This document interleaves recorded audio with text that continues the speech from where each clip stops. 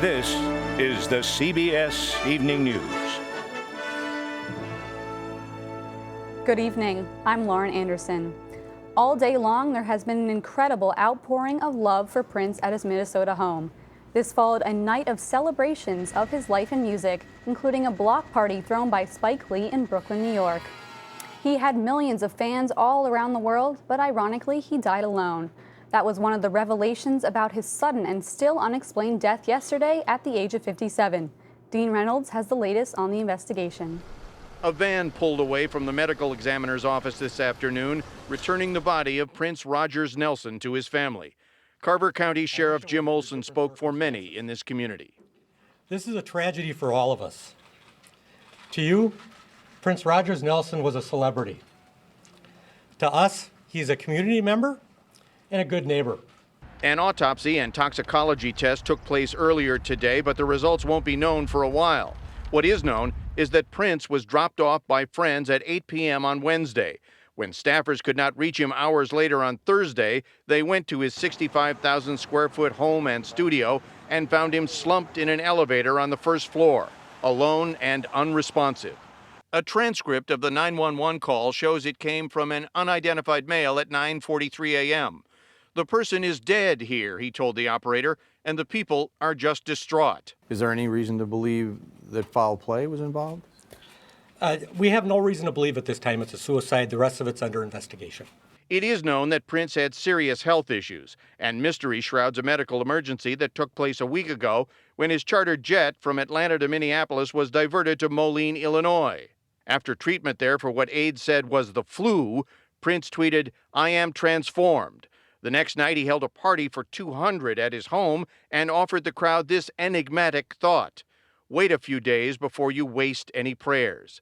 Deborah Grant was there. He was on stage for maybe 10 minutes, and then he was done. He sounded kind of frail. You know, he didn't sing or anything. The sheriff said Prince was a very private person, Scott, but when I asked him if he was a healthy person, he said he would let the medical examiner talk about that when the time comes. Prince was one of the most famous people in the world, but his heart belonged to Minnesota. Jamie Yukas is there. Posted between the purple balloons and flowers, handwritten messages show just how much Prince was loved here. One reads, "Thanks for the memories." Krista Barnes came with a bouquet and her 3-year-old son. It was a big deal for Minnesota. We love our own, we truly do, and it's really sad to see somebody go. Prince Rogers Nelson grew up in a broken home on Minneapolis's north side, raised by 2 musicians. At 5'2", he was known as a good player for his local high school basketball team. But he realized his love for music and saw a career with no limits, creating his unique Minnesota sound. Dana Frank owns the famous downtown Minneapolis club, First Avenue, considered the launching pad for Prince's career. Everyone was so proud of him, and I think he gave people a sense of pride where they were from. You know, he shot Purple Rain here, he recorded here. Minneapolis was very present in his work. And Minnesotans were also proud of how he gave back.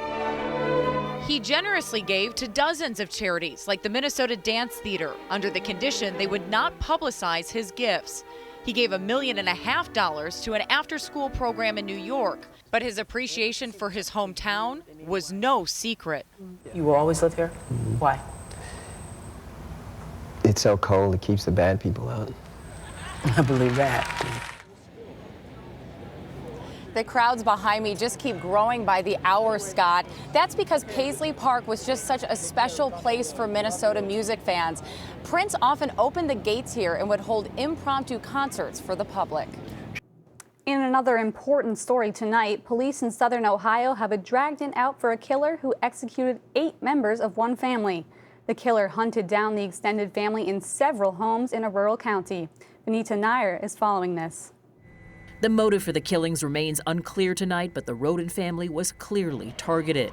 8 of them killed execution style. Ohio Attorney General Mike DeWine. It would appear that all of them were shot in the head. It would appear also that it occurred during the night. We have victims who are in bed. The one mom apparently was killed in her bed with the 4-day-old right there. Police say the 4-day-old survived the shootings, as did a 6-month-old and a 3-year-old. All 8 were found in 4 locations, just a few miles apart. My phone's been burning up. Phil Fulton, pastor of the nearby church, described the victims as a woman, her ex-husband, and her adult children. It's such a tragic situation and what's happening, and I can't imagine what they're going through right now. Pike County Sheriff Charles Reeder told residents to remain vigilant. I am telling you that they are armed and dangerous if they're still at large. Scott, tonight investigators say there is a possibility that the shooter was a member of the family. At the United Nations on this Earth Day, 175 countries signed what's known as the Paris Agreement on Climate Change. It's a non-binding pledge to reduce greenhouse gas emissions. A promise to future generations, Secretary of State John Kerry signed it with his 2-year-old granddaughter. The next generation of royals welcomed President Obama and the First Lady in London today. That's Prince George on the royal rocking horse. And Mr. Obama carried some advice about the future of the United Kingdom. Mark Phillips is there. This visit was supposed to be about a polite lunch with the Queen. But President Obama has found himself in the middle of an ugly British political catfight, now with an undercurrent of racism. The president leapt firmly onto one side, Prime Minister David Cameron's side, in the angry referendum debate here on whether Britain should stay in or leave the European Union. Stay in, he said, you're better off. And if the side that wants out thinks Britain can get its own special quick trade deal with the U.S. once it leaves, think again. That's not going to happen anytime soon because our focus is in negotiating with a big bloc, the European Union, to get a trade agreement done. And UK is going to be in the back of the queue. President Obama says he butted into the EU debate as a friend, but those who want Britain to leave the EU have told him it's none of your business, butt out. One big hitter in the Leave campaign even suggested in a newspaper that the president holds a grudge against the UK because his father was from British-ruled Kenya. The writer, London Mayor Boris Johnson, is accused of dog whistle racism. I'm a fan of, I think I was one of the first UK politicians to come out in favor of President Obama's candidacy. Still, Johnson wrote that President Obama had removed a bust of Winston Churchill from the Oval Office because of his distaste for all things British. Nonsense, said the president. There's another Churchill bust upstairs. I love Winston Churchill. Love the guy. The referendum vote isn't until late June. And right now, Scott, it's too close to call. Today, Donald Trump's new campaign manager is telling Republicans they're about to be introduced to a new Trump. Trump 2.0, we're told, has depth. Here's Major Garrett. Paul Manafort, Donald Trump's new campaign chief, told members of the Republican National Committee gathered in Florida that the frontrunner has been putting on an act, something Trump himself hinted at today. If I was totally presidential, we have 10,000 people here or something, I'd have about 300 and you'd be falling asleep after 20 minutes, okay? It was a message designed to ease the fears of Republican delegates like New Hampshire's Steve Dupree.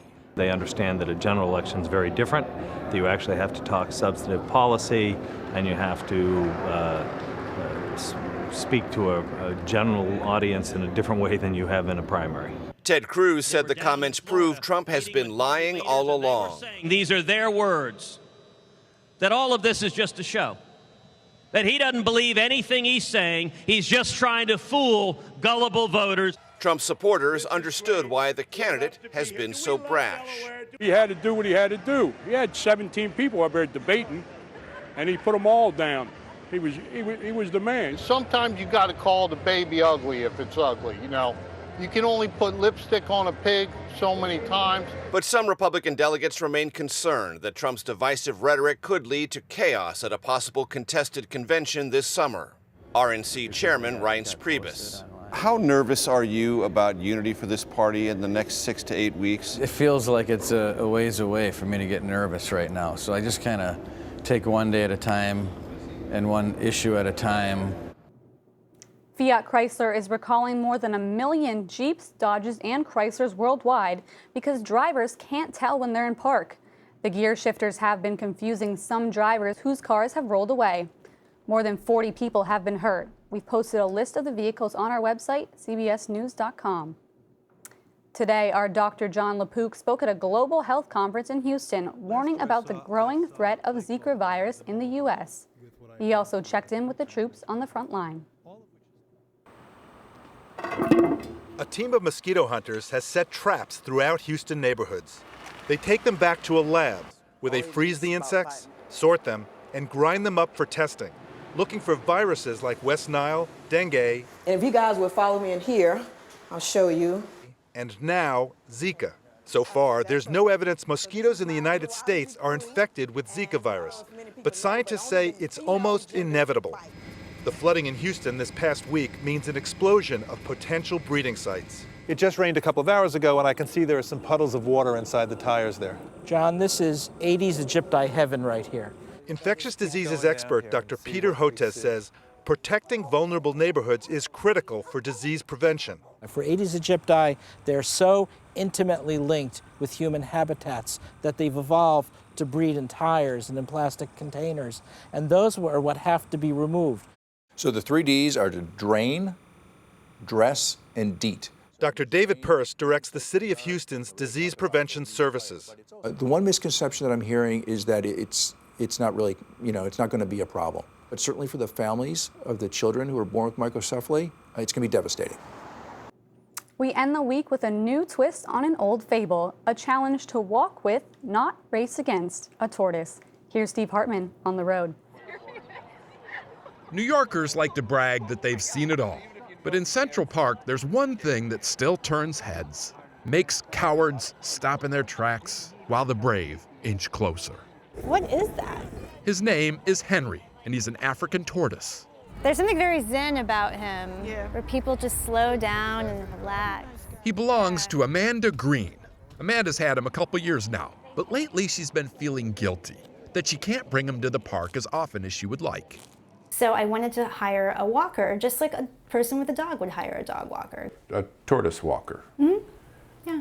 She posted this ad on Craigslist. In search of a responsible animal lover, no tortoise experience necessary. The response? I have a love for animals, especially reptiles. I find anything that can't regulate its own body temperature endearing. Amanda says she was hoping maybe 2 or 3 people would apply, but instead, she got nearly 400 emails from as far away as Australia. And it's not a full-time job even, right? No, it's not. It's like 6 hours a week. And is that just one trip to the park and back? No, he strolls to the park in the stroller because otherwise it would take a long time. What do you mean a stroller? I have a stroller for him to get him to the park. Now that's an ugly baby. The whole thing creates such a spectacle. Amanda says often the hardest part of the job is controlling the paparazzi. But the applicants were not dissuaded. I'm currently taking care of an 11-year-old boy, so I know what it's like to try to keep track of something. I'd like to hang out with a tortoise. I want to be that man who walk Henry. What's your favorite animal? Earlier this week, My favorite animal? Amanda narrowed it down to 4. Red pandas. Make that 3. Eventually settling on a part-time pet store worker named Amalia. She starts next week. Is it going to be hard that first time that you see him walk away ever so slowly? I'm not going to get a nanny cam, but... If you do, can we do a follow-up? Yes. Should be riveting. Steve Hartman on the road in New York. And that's the CBS Evening News for tonight. For all of us at CBS News all around the world, I'm Lauren Anderson. Good night.